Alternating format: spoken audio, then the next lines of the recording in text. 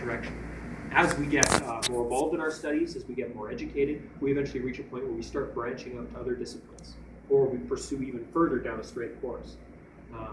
What a tool like Wikipedia allows us to do, however, is to start anywhere we want in the world of knowledge and start telling a story and letting it take us in any direction that we want to go.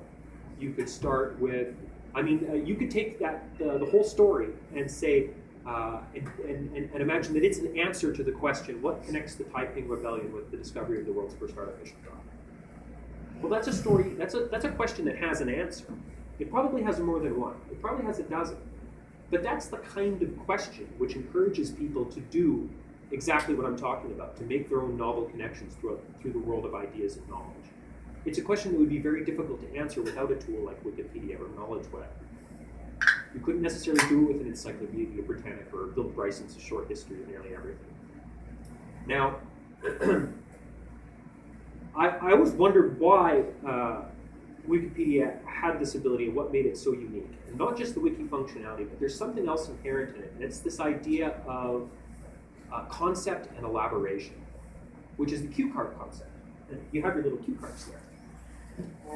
Which is at the title, you have, at the beginning, you have a concept or an idea, and then you have a brief elaboration. Now that's what Wikipedia is. The elaborations tend to be quite detailed. But in the world, if you imagine the world of ideas as a giant distributed network of facts. Now it's more than that, obviously, but if you imagine it just that way, as a giant network, distributed network of facts, the elaboration is all the connections that those facts make to others. Now, when you read a textbook, or you're taught in a traditional textbook manner, what you're getting is you're getting a very straightforward linear progression of concepts and ideas. You're getting a straight line through that distributed network. And it's a very predictable line. It's also the most efficient way to scaffold ideas, and there's a reason that we use that. But when we reach a certain point where we've mastered the basics, and it's time to start looking for novel connections and actually making our own discoveries, we find that this pattern that's been ingrained in us for years and years and years of creating these straight line, these linear paths through the network of knowledge and ideas actually becomes a hindrance. Not because we're forced to do it anymore. We're not. Anyone can make any connection between ideas that they want to. But the habits become ingrained in us of using that linear path, that linear way of thinking. And so we actually need, at some point, a little bit of training in how to break that, a little bit of training in connecting things that don't necessarily seem like they're obviously connected. And one way to do that doesn't necessarily involve Wikipedia, involves the cue cards. And it's called a cue card concept map. And it's an idea that I pioneered when I was doing my studies in education, which is rather than presenting information as you would in a book with chapter after chapter or heading after heading. I mean, everyone's seen a textbook, right? You've got in big, bold, blue letters, you've got the concept you're learning here, industrialization, okay, and then militarism, okay. And you've got concept, elaboration, concept, elaboration, concept, elaboration. If you're reading the book right through, you're getting them in that predetermined order every time. But what we actually have the power to do with things like cue cards, or a smaller version of Wikipedia, or anything like that, any kind of wiki functionality, you can even do it with pen and paper, you don't need the internet, is you can present all of these tidbits, all of these different concepts, even the ones that depend on others, in a completely random way. You can present all of them at once, and then give students, either individually or in groups, the task of putting them together in a way that tells a story. Putting them together in a way that makes sense. And the beautiful thing about this is that there isn't one right way to do it. I mean, you have a bunch of different ideas and concepts on here. Some of them are places. Some of them are people. Some of them are events. Some of them are just abstract concepts or ideologies. Now, you can categorize them that way. You could categorize them according to when they were. You could categorize them according to what type of concept or what type of factoid they are. You could categorize them according in a linear form in terms of a timeline, which is one of the simplest things that you could do to train students to do this. That'd be a simple idea. Or you could have one in time and space. You could have one in terms of economic changes or social changes. There's a million different ways that you could do this. But the best part is simply taking a stack of them, throwing them on a big table with a bunch of people and seeing what they come up with, seeing what connections they make, and observing them as they negotiate those interactions and say, how do we connect these ideas? Do you put this one next to this one?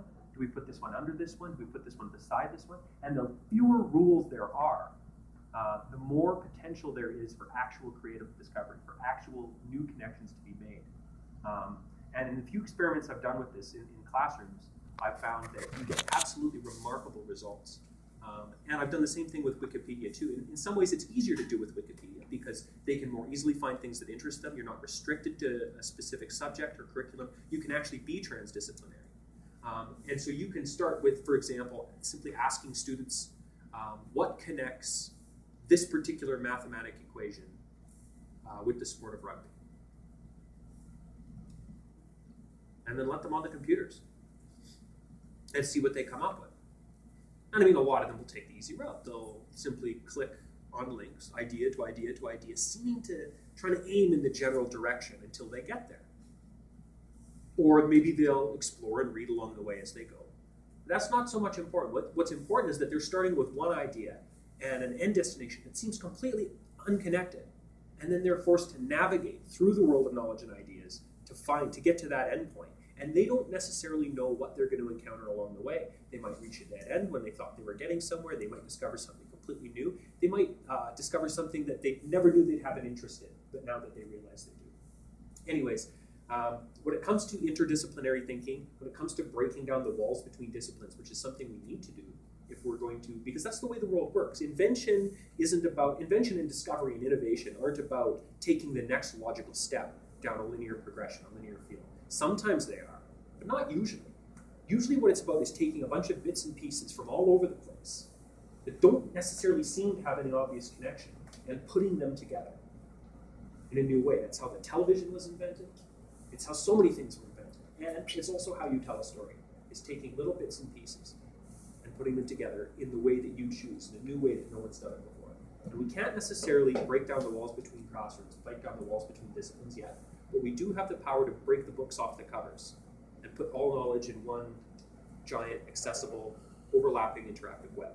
And it's something that we're not necessarily taking as much advantage as we should have in our classrooms right now. And it's something that we absolutely can, and I think eventually will use to transform education. Yay! Everybody clap. Play a game with the thing? Yeah, super exciting. All mine have to do with popes. I got 3 pope cards. Well, what you're going to need to do is you're going to need to grab a couple tables.